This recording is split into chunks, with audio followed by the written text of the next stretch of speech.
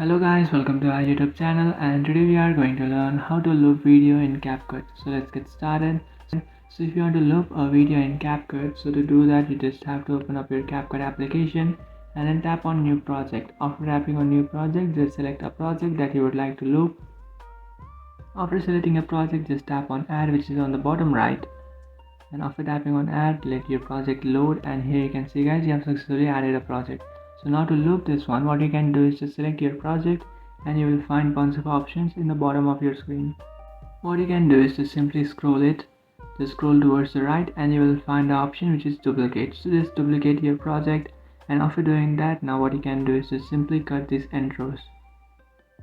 So here you can find an entry. What you can do is just simply cut it and delete that part, and after doing that you will have a second part which you have duplicated, right? So what you can do is just select that one and just scroll towards the right, and you will find the option which is reverse.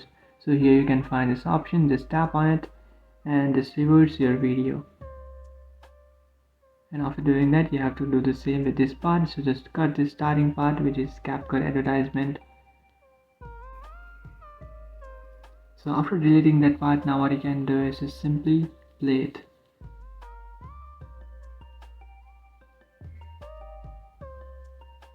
After playing that video, here you can see guys, you have successfully looped your video on CapCut.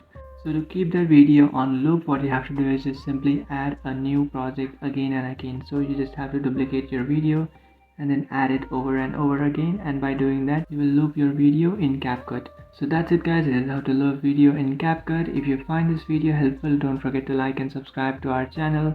If you have any doubts, feel free to comment below. Thanks for watching.